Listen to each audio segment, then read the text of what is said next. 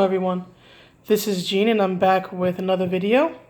I've actually been working on a big deep dive video for one of my favorite characters from video games. I'm not going to drop the name until the video is done as a surprise, but it's going to be a long video, real deep dive analysis, and I'm going to be basically fangirling, explaining why I like this character so much, given that there's so much negativity.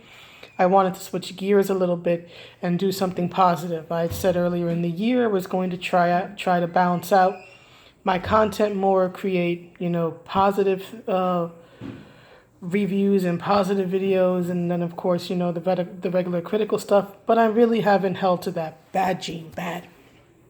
So I figured, what better time than April? It's spring, it's sunny, it's warm, to start trying to do more positive videos instead of being a grumpy grouse, always giving my negative opinion on something.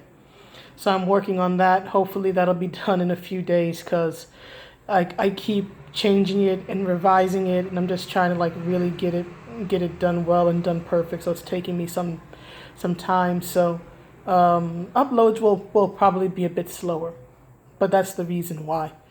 So there's that. I want to briefly address this article from a rock, paper, shotgun about Resident Evil 3. I heard about this from Yellow Flash's video on it, so I wanted to check it out for myself. Now, with all due respect to Yellow Flash's video and to his opinion on it, his video, in my opinion, makes it seem as if this review of the video game is one long rant about violence against women and the depiction of violence against women. And at least, in my opinion, it's not that. Most of the review is actually game-related.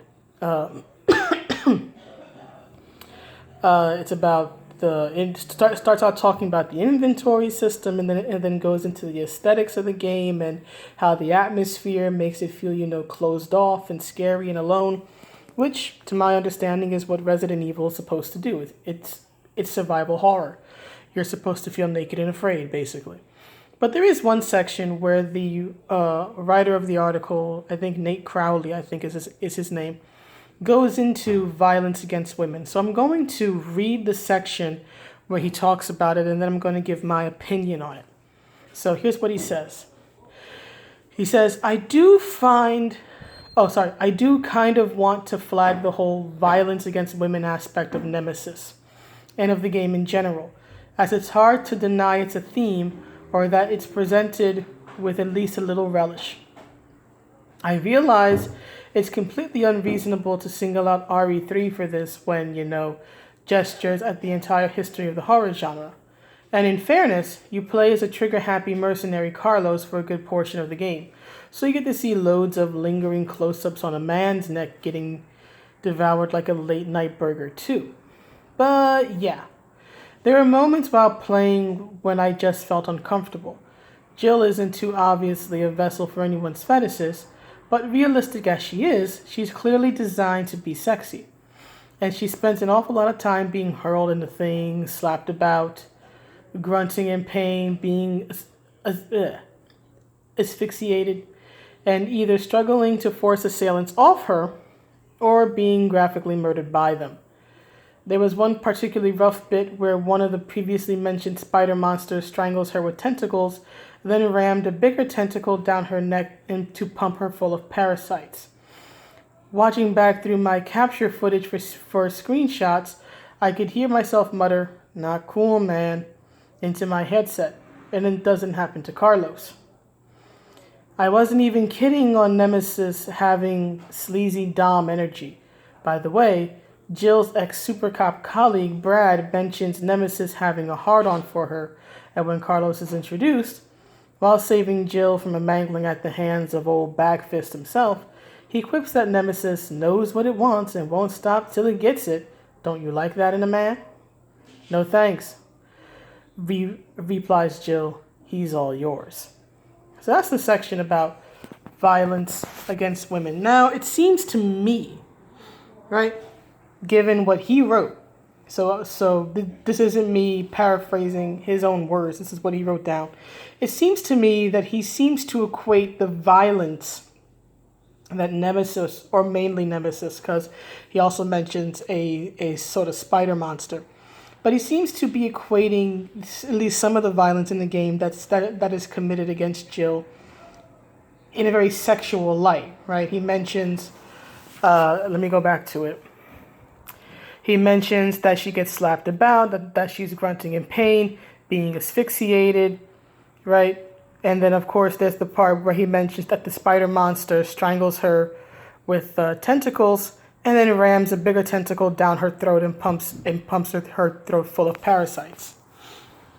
There is definitely certain genres of adult entertainment where you would find this type of stuff, right?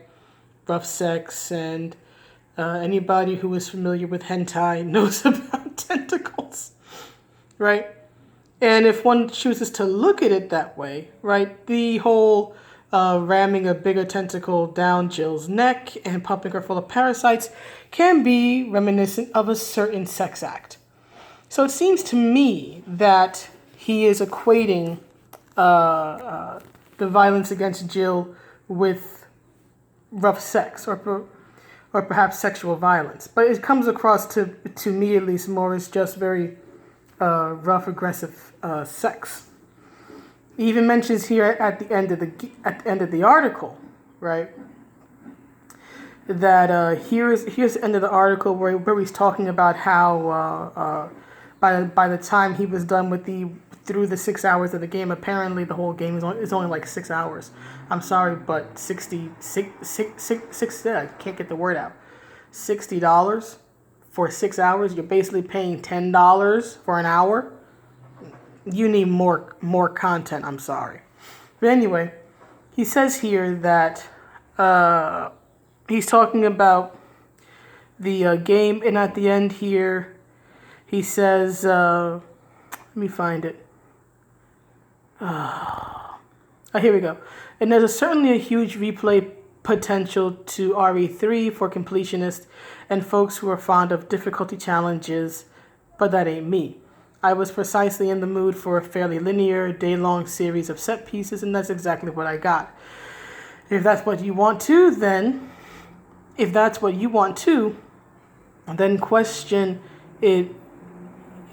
question is whether it's worth.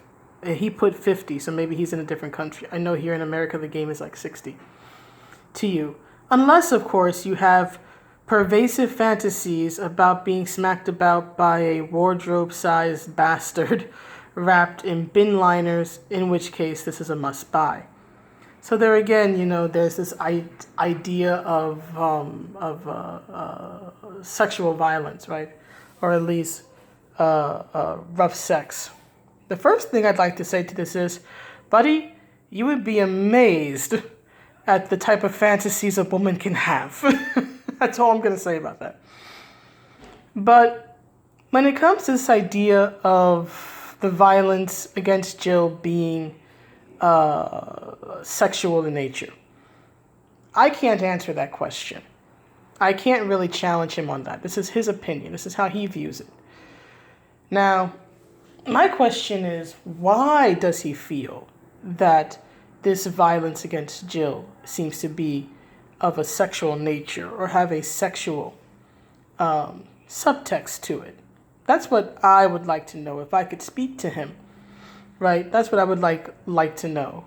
The only evidence he gives to it is that one of the male characters jokes that Nemesis has a hard-on, and that Nemesis is persistent and won't leave Jill alone.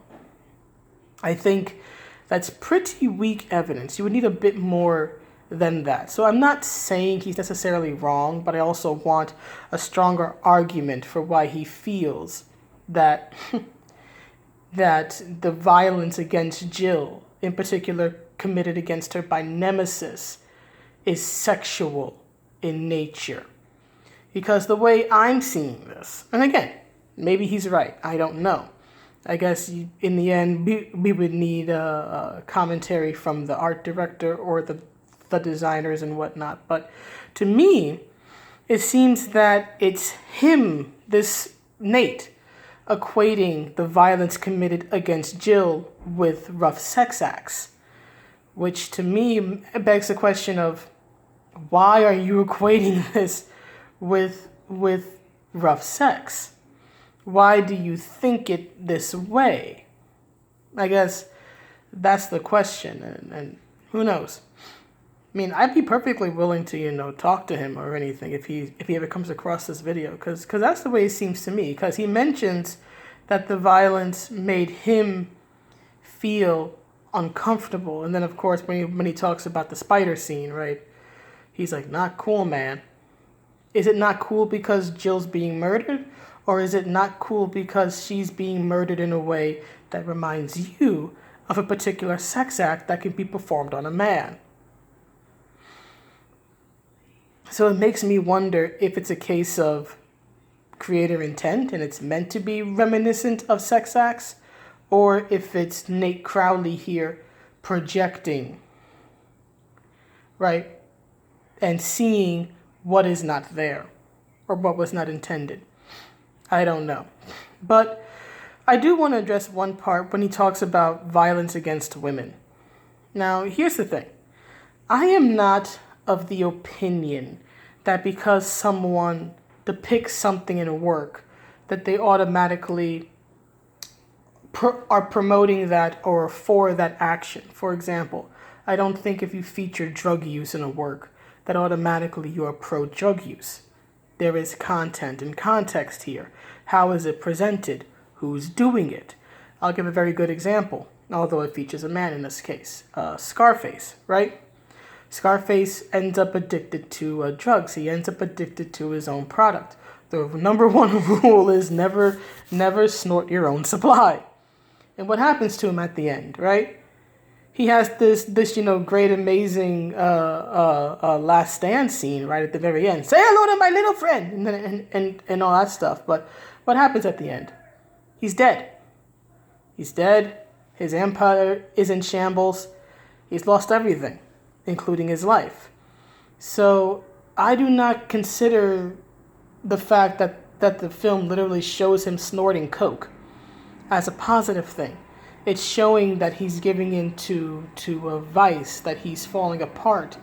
And guess what happens? He loses everything. So I am not one of those people who thinks just because you depict violence against women that you are pro-violence against women. It depends on the reason why, who's doing it, what's happening. Now, when it comes to Jill, yes, I expect violence to be depicted against her. She's in a survival horror game. As Nate here admits himself, Carlos gets attacked too. So I would say it's more violence against everyone. After all, it's a giant zombies, right, and different types of creepy monsters who are looking to kill everybody because they just see humans as meatbags. But still, I am not, how do I put it? As I just said, I'm not the type to think, because you've shown graphic violence against a female character that you must be anti-woman. I don't believe that. And arguments like that kind of remind me of, there was this little controversy a few years back. It was one of the X-Men films that were out, and it had a poster and it showed the villain of the movie, I think it was Apocalypse, and he's got Mystique and he's choking her, right? He's lifted her up and he's choking her. And everybody was going, oh my God, it's violence against women. I'm like, no, it's not. It's violence against Mystique. And number two, it's Apocalypse. He wants to destroy everything and everyone. He's Thanos before Thanos. So really, I don't care that he's choking Mystique out. He's trying to kill everyone, including Mystique. It's not violence against women. It's violence against the protag. It's violence against the hero of the story. It's violence against one of the good guys. And I will never agree with making Mystique a good guy, but still, in this film, she was one of the good guys, That's what it's depicting violence against. What is opposing them, which is humanity, mutants, heroes, X-Men. And Mystique is representing that. She is not automatically representing all of female kind. She's representing good, right? And good in that picture, in that poster, is being choked out and attacked and at that moment dominated by evil.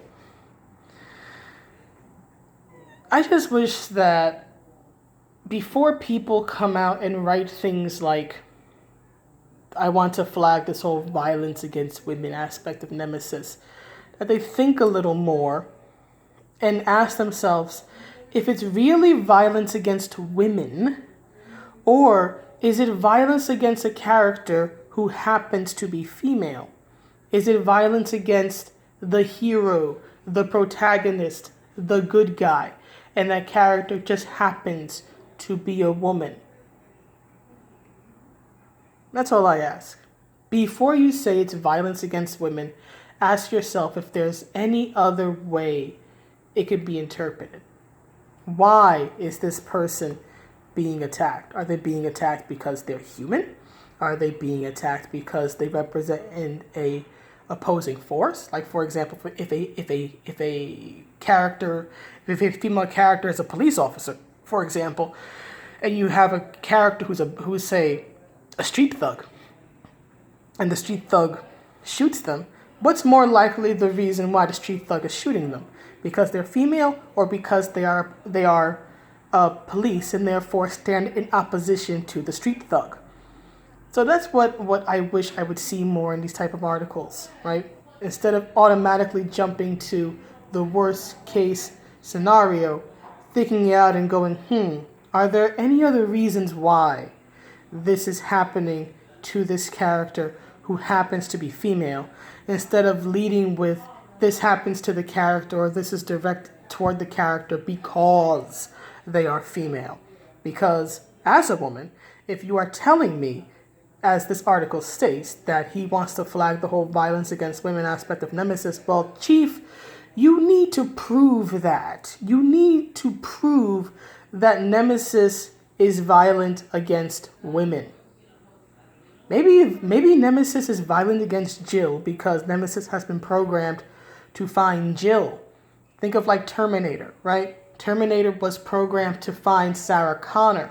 It wasn't necessarily trying to be violent against all women. It was just seeking out one particular woman, Sarah Connor, right? And it would kill any woman that it thought was Sarah Connor. That's all it cared about. So is Nemesis targeting Jill? And this is why Nemesis acts this way toward Jill, because Nemesis has a personal animosity against her. Does Nemesis treat everybody this way because Nemesis is mindless? Give me more. Give me more. Give me a stronger argument if you want me to believe, especially given the fact that I'm a woman, that this character's actions against Jill are because she is female. Because at the moment, I don't buy it. With all due respect to Mr. Crowley's opinion, I don't buy it as of yet that this supposedly sexual violence, I think that's his lens. Maybe he needs to check and see why his lens is viewing this in a particularly sexual light. But if you're going to make that argument to me of all people, and yes, when you write this article and I find out about it, you are indeed making this argument to me, I need more than just some bits of dialogue that go nowhere. But anyway, that's the video. Hope you enjoyed it. I'll be back soon again. Video uploads will probably be a little more spaced out, probably less per day until I'm finally done with this project. But I'll see you guys around, and please let me know what you think. See you in the next one. Be happy, be healthy, be safe, stay inside, and wash your hands. Bye.